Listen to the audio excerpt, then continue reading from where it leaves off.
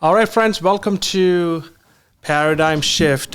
This is your host, Jason, along with Manjeel Baral. Hey, how are you, everyone? I hope everyone is doing good. Yes, so good to see you, Manjeel. We've been talking about, hey, we need to work on the next episode. So this is going to be our third episode on this brand new platform that we launched, the Paradigm Shift, and our whole intention is to create content. With the intention to empower people. Right. Empower people, to motivate people. And our desire is that when you're done watching this or when you're done listening this podcast, we want you to be empowered. Right. We want you to just get up. You say, do something. I'm going to do something. I'm going to make some difference, right? I'm going to bring some change. Right. What do you think? Yeah, absolutely. And as you have mentioned, right, our goal is to bring a content that empowers and equips people. And it's not like we are here sitting and just throwing out something, right? It's like we bring the topic that is changing us, that is Absolutely. empowering us, that is equipping us, and we are delivering the content that is helping us, equipping and empowering, right? Just trying to become a channel of blessings. So I'm excited. So what's there to talk about today? Well, we're going to talk about something that's, been impacting our life, right? Mm-hmm. So books are something that's been really a big part of our self-development, leadership development, and it really plays a big resource in our life. So we're going to talk about books and drawing our resources and how it can develop our life. So where are we going to start today? Yeah, we can talk about what books. Probably we can talk about being very informal. Mm-hmm. We can talk about what books has done in our lives. Or even before we get there, because I need to be honest here, I never grew up liking reading books. Yeah. So let's talk about how did we develop that even habit or even the desire. Hey, we need to read books.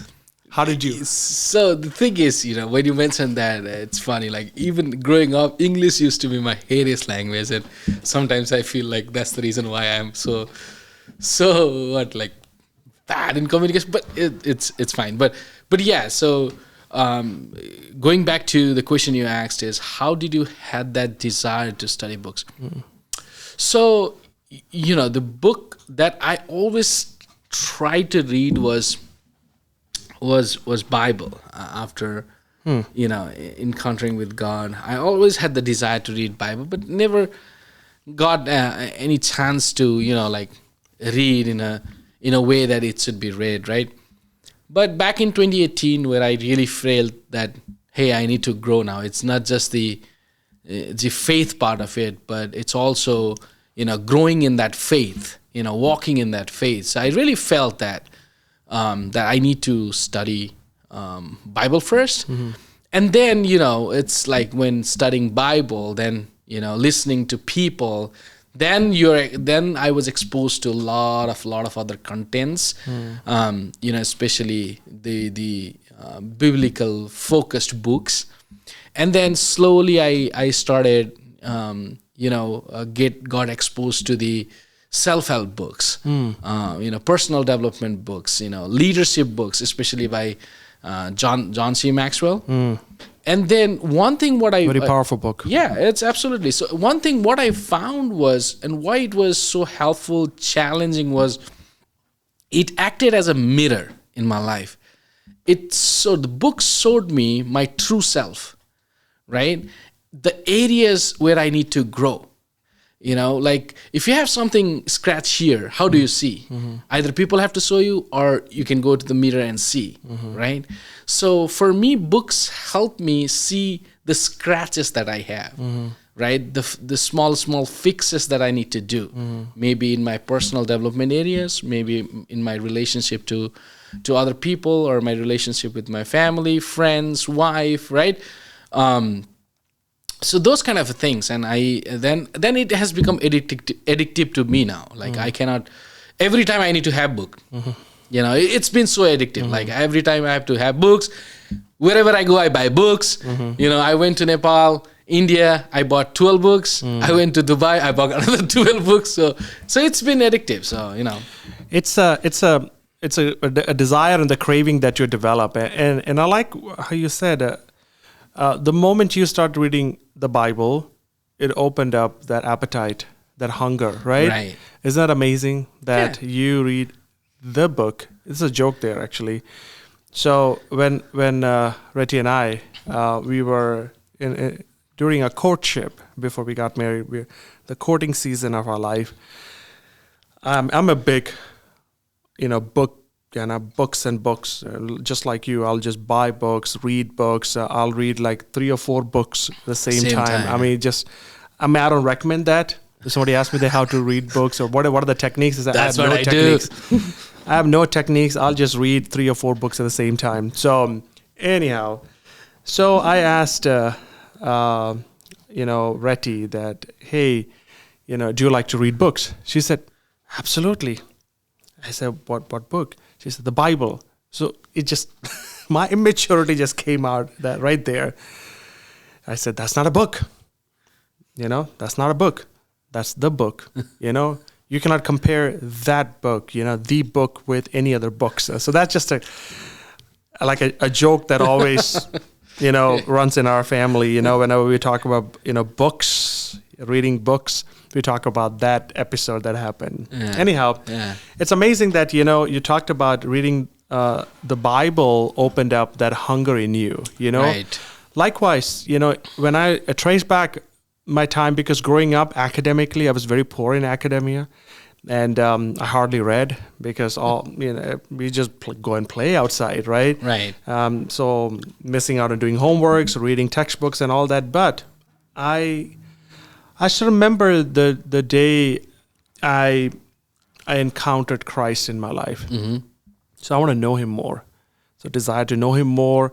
So I'm like listening to the sermons. I'm listening to the people, my mentors and all that. But again, I'm like more hungry. I want to know God. So I would just read Bible. I'll open up the Bible and read hours and hours because I'm hungry. So that actually similarly opened the doors for me to read books. It started with Christian books. Right. Very particularly with the Christian books, talking about who God is, how I can grow in the relationship with God. Then from there, things start opening up. Yeah. Then I got this desire, in each seasons of my life when I start seeing that, okay, I'm a leader. Oh, okay. I'm a husband. Oh, I'm a father, right? So now I'm at a place where, I am reading Christian books, leadership books, secular books, all kinds of books, information, articles, right. Stuff like that. And it's amazing that we're talking about books today. Today, I met with someone and we were having lunch, and we somehow struck this conversation about, going to school or studying. And so that person actually said a very profound statement there. He said, we don't have to study to get a better job. Many times I want to get a better job, so I need to go back to school. Mm-hmm. Now he said, I want to study, I want to go to school, I want to learn, I want to read, not just because I want to get a good job. Only because I want to upgrade my thinking. Yeah, I want to acquire more knowledge. I want to learn. I said, that's such a profound, word that you said. Yeah. It's the idea of upgrading is always not to show off yourself cool, or it's not just to get a good job. Mm-hmm. The idea of upgrade is always about learning. The more you upgrade yourself, the more humble you become. Absolutely. That's what I've seen in people. The more I don't know about you, but when I retrospect myself, and I'm not talking at the place of being very prideful about it, but I can definitely say that, hey, back, if you compare me like 2 years before and now, you definitely find some sort of humbleness. Absolutely. But the thing is, it's not because of my own effort, right? It's the effort, like it's the, I would say, it's all because of reading books, investing time, retrospection. that's what most of the time what we do is like we run, right? And then we don't have even time to think about ourselves, time to think about the situation that we are in, time to think about, the upgrade, right? We just stay there and have all those bugs, right? We never try to fix those bugs. Now, how do you fix the bugs? It's the upgrade. Yeah. You upgrade. When you upgrade the system, the bugs are fixed, right? It's the same thing. If you need to upgrade the bugs that you have, habit of reading books, habit of retrospection. You're talking now a computer language. And by the way, he's a data scientist. So that's amazing. I mean, you're talking about that. I want you to keep talking, because that's something that, we can see that in the real time, in practical, in your phone, in your computer, anywhere, digitally, when the software is not updated, right. Just correct me if I'm wrong, it opens up, for all the bugs to come in and just corrupt your system, right?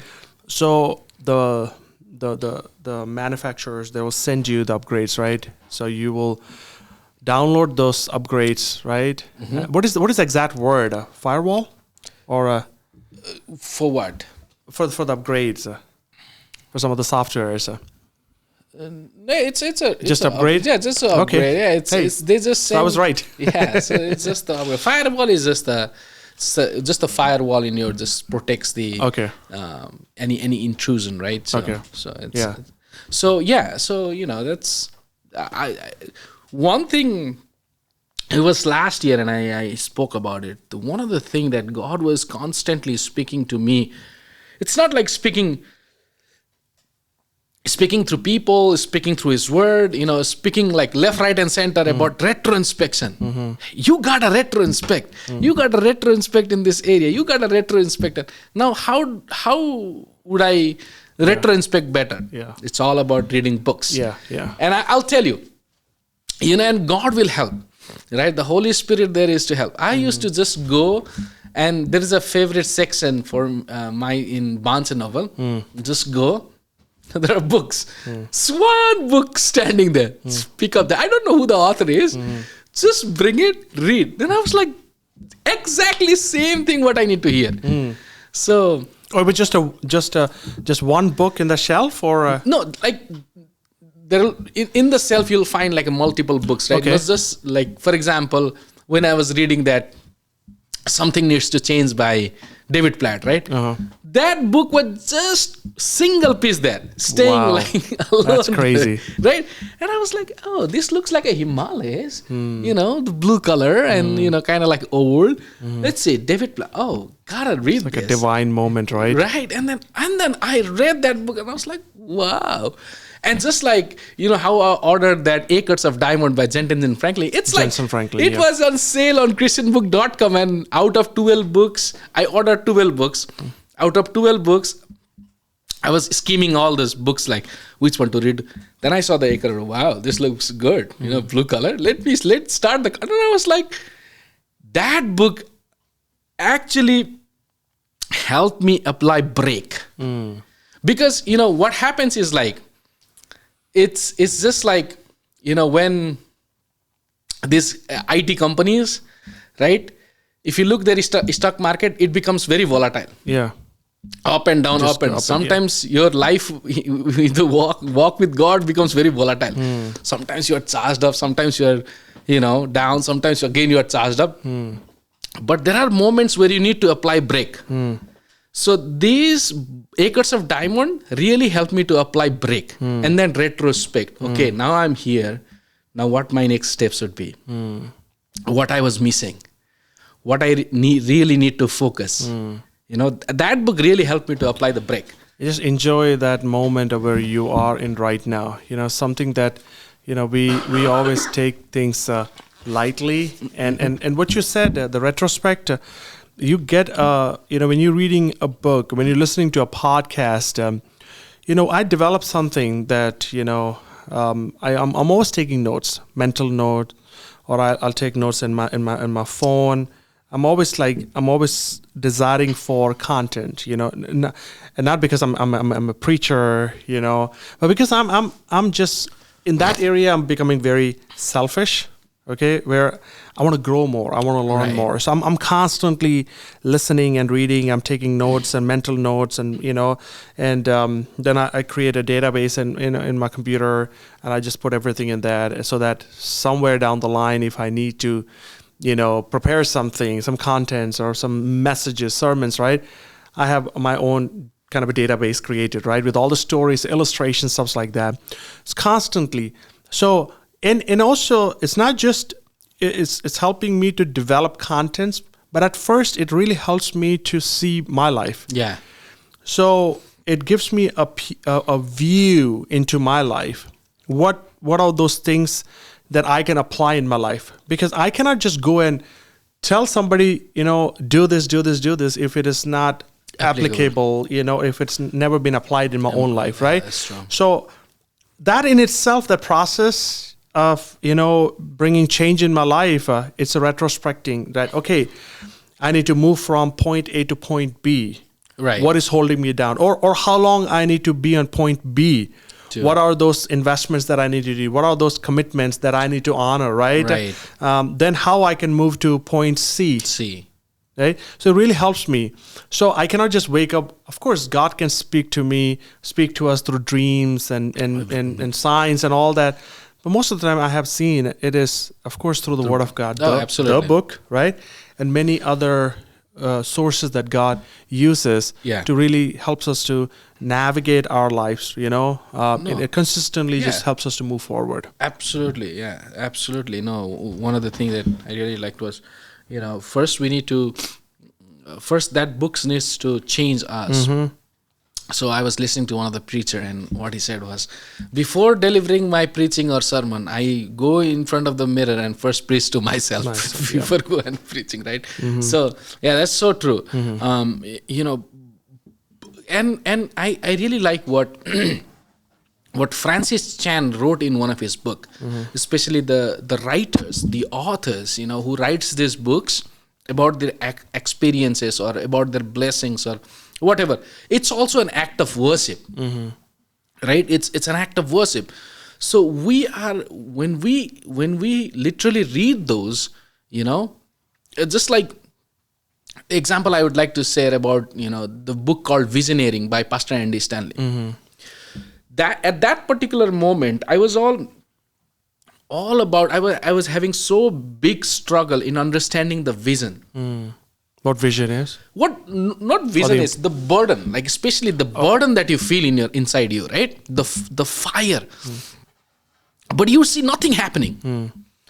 I wake up with the burden. I sleep with the burden. I walk with the burden, but nothing is happening.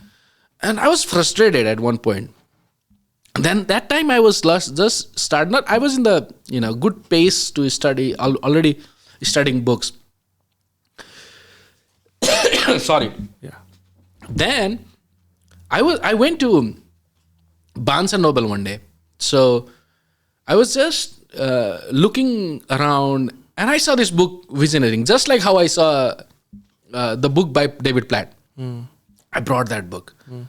Then when I read that book, right, it was like the paradigm shift again. My paradigm I was in a different paradigm that time. When I completed most of the chapters in the book, my paradigm shifted about vision, what the burden was actually. And like Pastor Andy Stanley, some point of life went through the same situation I was in. I don't know him, right? But God gave him that grace to deliver that content through book, right? And then see how I was blessed. Very, very powerful. Very, very powerful.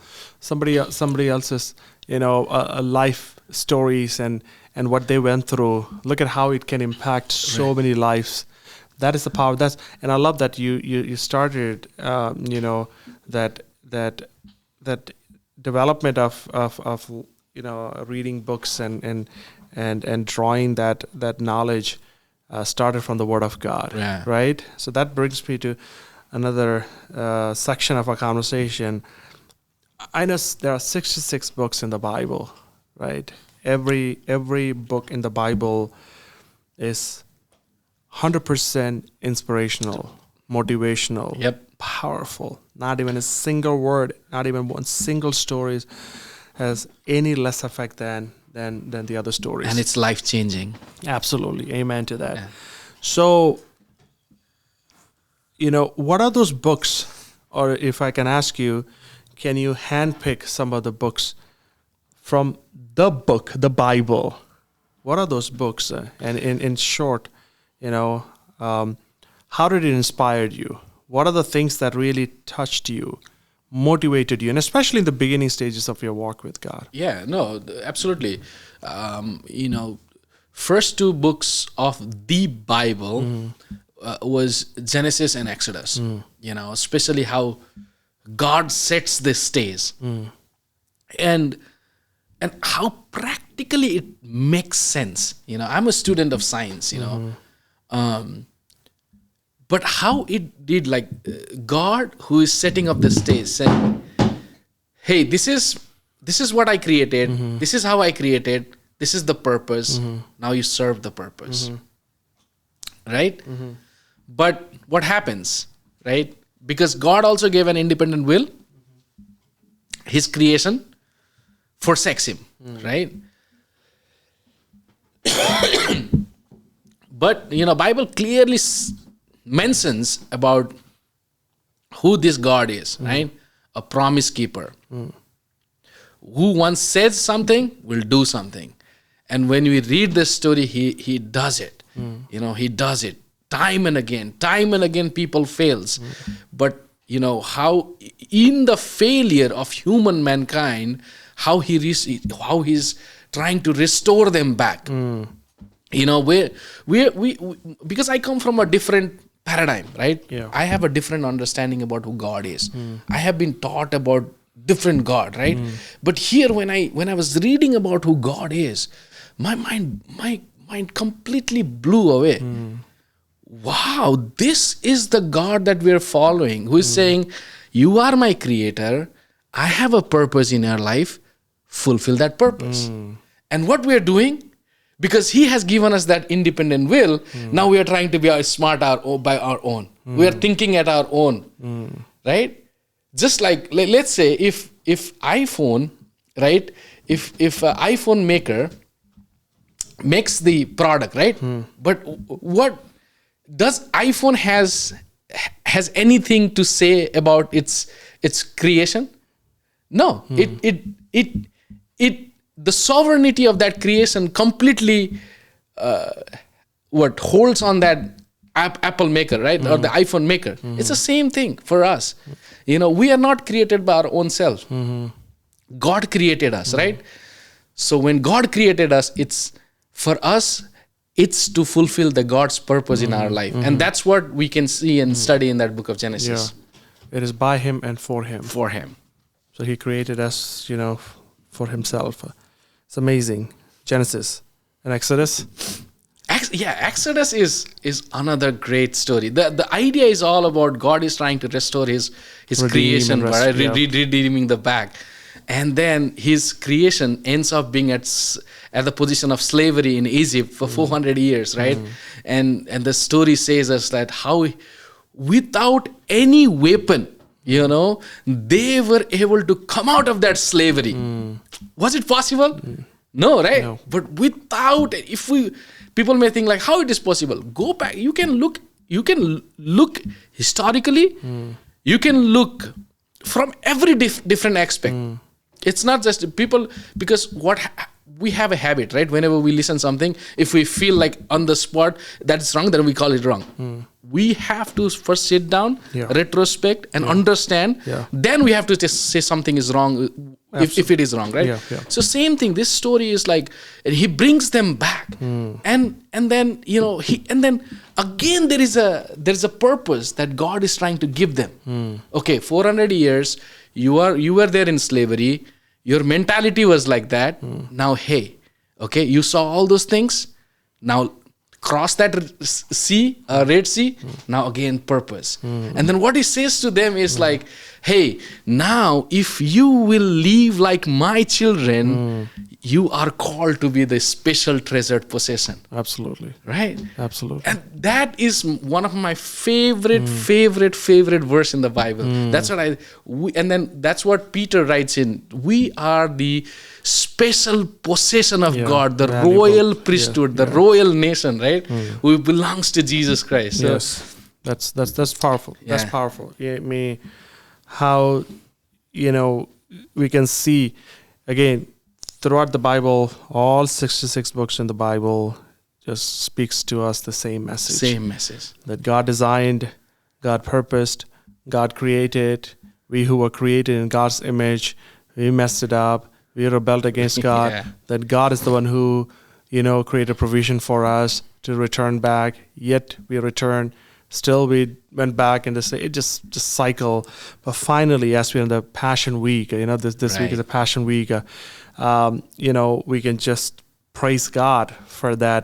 The final, and the greatest and the grand slam act of God, for sending His Son. Yes. Literally, like coming to us, Yep. to our brokenness, to our desperation in our darkest place, and Christ came in the fullness of God and became the proxy for our lives. Yeah. Instead of us being hanging on the cross, dead and gone, He hung on the cross 2,000 years ago. So that's God. so we trace back again Genesis and Exodus in that, right? Yeah. For me,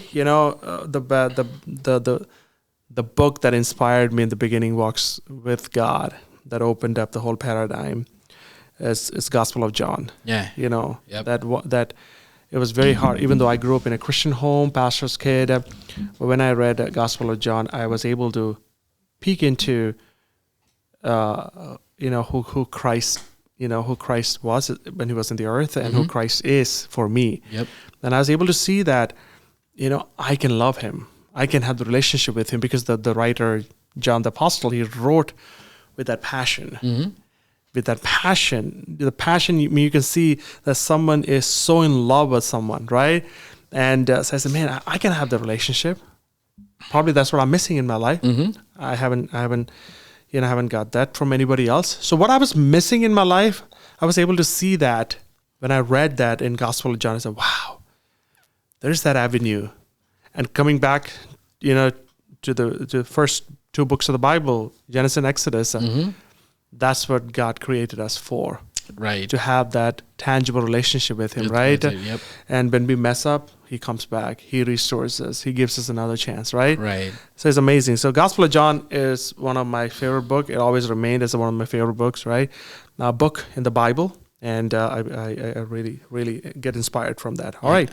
What are the final thoughts? How can we inspire our viewers with some of the practical things that somebody can, hey, I want to develop.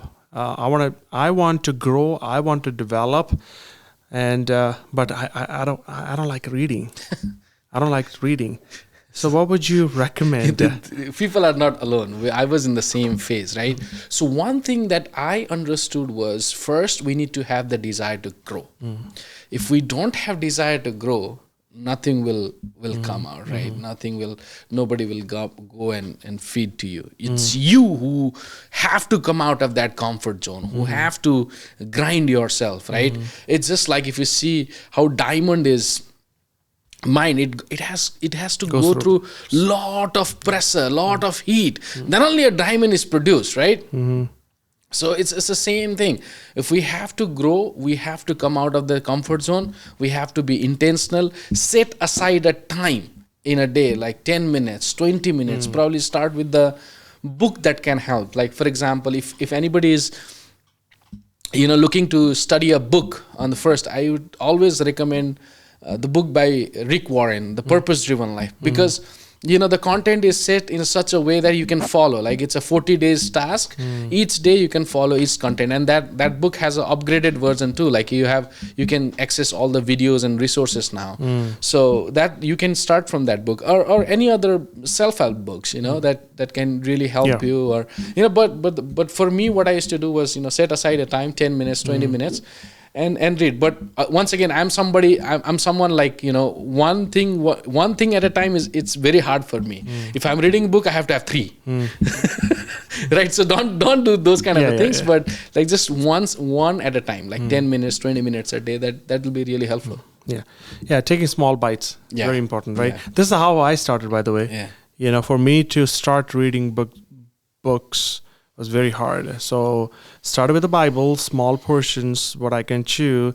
Then from there, and by the way, it really helped me to develop writing also. So I started writing. So so now there's a reason for me. One, I want to develop. Number two, I want to kind of learn more. So I will read small portions, each chapters. I divide the chapters into 3 or 4.